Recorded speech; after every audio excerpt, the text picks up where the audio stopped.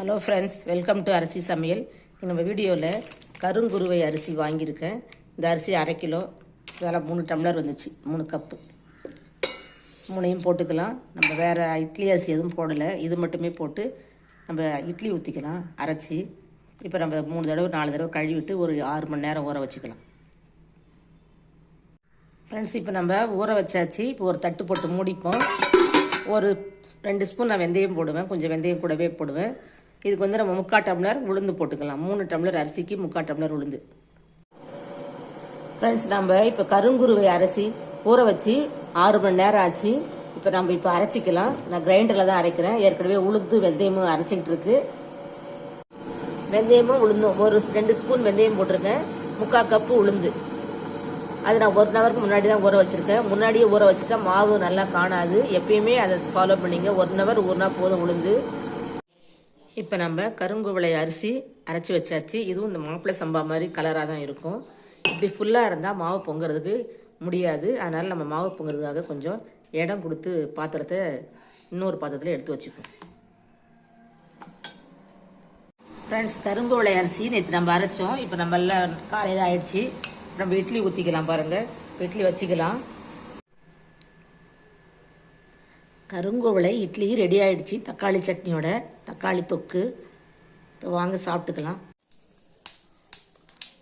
Friends, இப்போ நம்ம ஒரு வானல் வச்சு கடுகு, 1/2 ஸ்பூன் உளுந்தம்பருப்பு, கடலைப்பருப்பு, ஒரு காஞ்ச மிளகாய். இப்போ நம்ம இந்த வெங்காயம், கேரட்டு, இஞ்சி, பச்சை மிளகாய், இந்த கொடமிளகாய் எல்லாத்தையும் போட்டுக்கலாம்.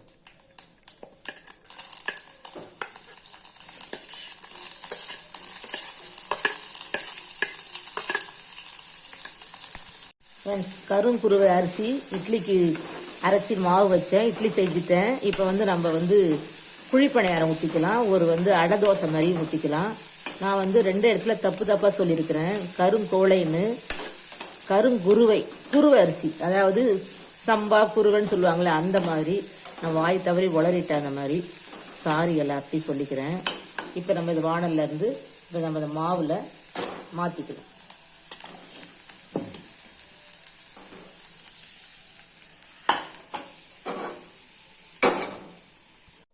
ஃப்ரெண்ட்ஸ், இப்போ நம்ம ஒரு குழிப்பணியார கல் வச்சுருக்கோம். இப்போ இந்த மாவை ஊற்றிக்கலாம். நடுவில் ஃபஸ்ட்டு ஊற்ற வேணாம், ஓரம் ஊற்றிக்கலாம்.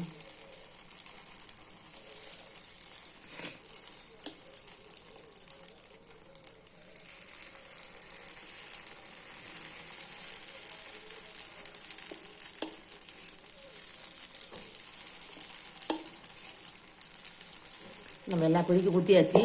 மூடி வச்சுக்கலாம். இப்போ பணியாரத்தை நம்ம திருப்பிக்கிட்டோம்.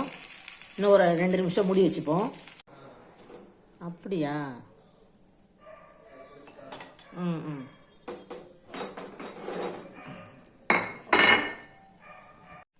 நம்ம ஒரு ஊத்தப்பம் மாதிரி தோசைகளை ஊற்றிருக்கோம். இப்போ கொஞ்சம் எண்ணெய் ஊற்றிக்கலாம்.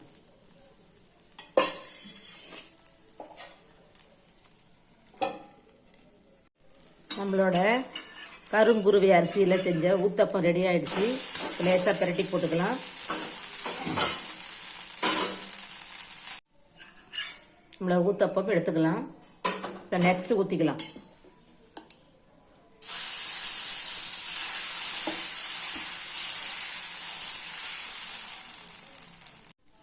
நம்மளோட கருங்குருவை அரிசியில் செஞ்ச ஊத்தப்பம், பணியாரம், தக்காளி தொக்கு சூப்பராக சாப்பிட்டுக்கலாம். வாங்க எல்லாரும், நீங்களும் இது மாதிரி மில்லட்டில் செஞ்சு பாருங்கள். நான் வாரத்துக்கு ஒரு தடவை இதை மாதிரி ஏதாவது ஒரு அரிசியை 1/2 கிலோ செஞ்சுருவேன்.